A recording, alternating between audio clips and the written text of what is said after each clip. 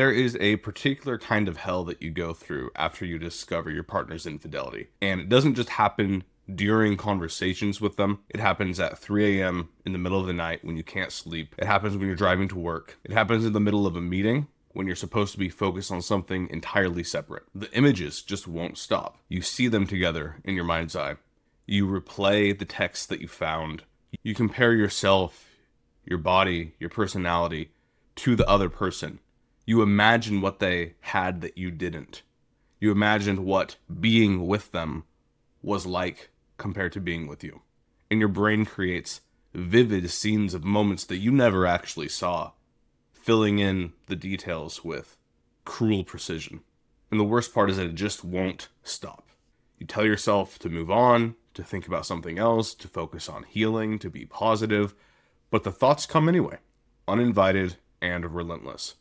These intrusive thoughts are not just negative thoughts or rumination in the typical sense. They are trauma flashbacks. When you discover infidelity, your brain experiences it as a threat to your survival in a very real neurological way. The betrayal activates the same threat detection system that would send you off if you were in physical danger. So now your brain's trying to protect you. It's constantly scanning for threats. It's replaying what happened to understand it better and staying hypervigilant so you won't be caught off guard ever again. So your brain isn't torturing you for no reason. It's trying to keep you safe even though the method isn't actually helping. And there are different kinds of intrusive thoughts. There are visual flashbacks where you see them together. Sometimes it's based on actual evidence, like you saw them or you saw a photo or you saw a video. Other times your brain fills in the gaps, creating detailed scenes of what might have happened.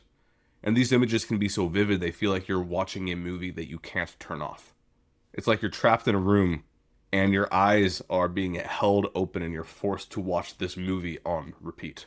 Another kind of intrusive thought is comparative obsessions. You find yourself constantly comparing yourself to the affair partner, your appearance, personality, sexual history, career, everything. Each comparison becomes another way to torture yourself with the question, what did they have that I don't? And you can hear someone like me say, it's more about them than it was about the affair partner. It was more about the person who cheated than it was about who they cheated with. And you can understand that logically, but you're still always wondering why them in particular. What was it about that person that stood out? There are also replay loops. So you read the text again and again. You go back over whatever evidence you've been able to gather again and again. Even though you've memorized pretty much every word, you're just going back through it, reliving, re-experiencing it. It's like you're looking for clues that you've missed, like you're Sherlock Holmes replaying in your mind palace every single thing that happened, assuming, hoping, praying that there's something that will pull it all together. And you might not even be sure what it is that you're looking for, but you're expecting to find some relief by replaying it on loop over and over.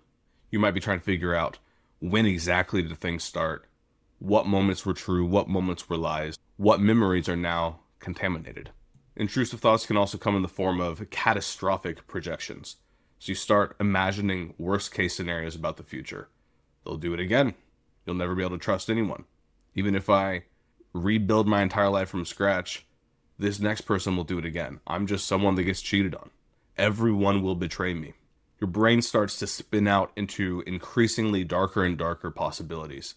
And the more your brain spins out, the more certain it feels. And then the intrusive thoughts can also take an inward self-attack shape as well. I should have known. I'm not enough. There's something wrong with me. I'm stupid for staying. I'm stupid for leaving. Your mind becomes your harshest critic. And what makes these intrusive thoughts so difficult to deal with is that most of the coping strategies we've learned for managing negative thinking don't work well with genuine trauma responses.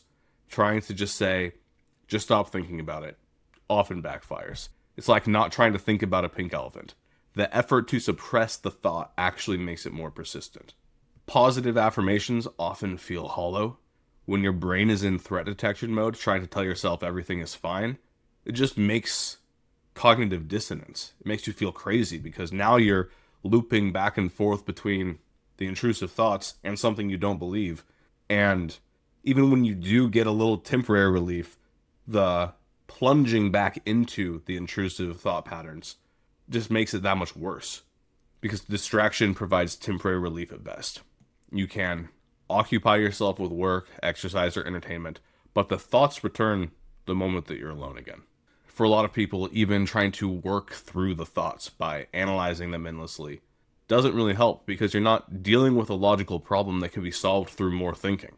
You're dealing with a nervous system that's stuck in an alarmed state. So what can you do? When an intrusive thought appears, the first step is recognizing it for what it is. Instead of getting pulled into the content of the thought, try labeling it. Try recognizing this is a flashback. This is my brain's alarm system firing. This isn't happening right now. That might sound simple, but it does create some distance between you and the thought. You're not trying to suppress it or argue with it or out positivity it. You're just recognizing what it is. And over time, this recognition helps your nervous system understand what's going on. Another thing you can try is anything to get you into the present moment. Your mind is replaying the past or projecting into the future, but it's not here, now. So grounding techniques can help bring you back. Simple things like noticing 5 things that you can see right now, feeling your feet on the ground, paying attention to the temperature of the air on your skin, listening to the sounds around you, noticing the hum of a computer or a refrigerator. These simple acts of present moment awareness signals to your nervous system to be present. But ultimately, intrusive thoughts are a symptom, not the core problem. The core problem is that your nervous system is stuck in a traumatized state. It's constantly scanning for threats and trying to protect you. This means that healing requires more than just managing your thoughts.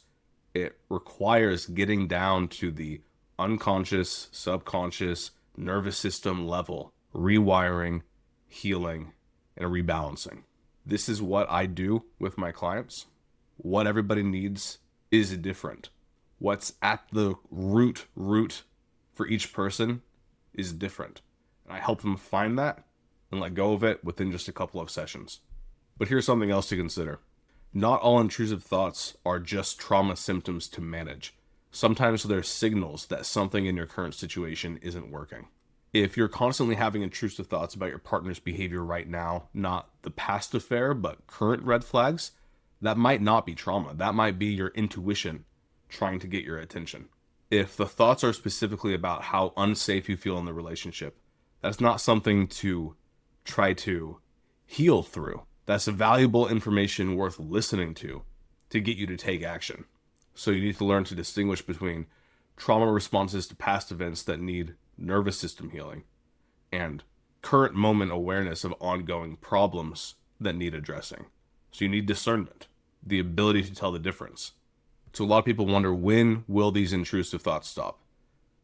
It really depends. I've worked with a lot of people who have had these types of intrusive thoughts months and even years after discovering the affair.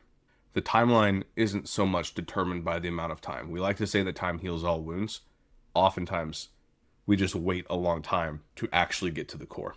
But it can also depend on things like the severity of the betrayal, whether there's been genuine repair work, your own trauma history, the quality of support you have, whether you're actively working on healing or just trying to grit your teeth and push through. But it takes active healing work. If you're willing to do the work and you work with someone who knows what they're doing, within a couple weeks, at most a couple months, the vast majority of this can be behind you.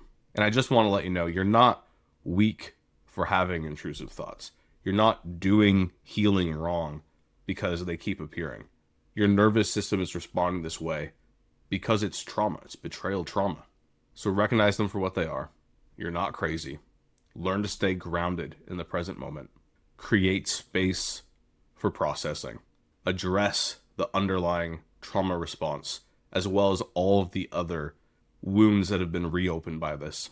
Remember to distinguish trauma responses about what happened in the past with genuine concerns and red flags about what you might still be tolerating now. And you can learn to get some freedom from these intrusive thoughts.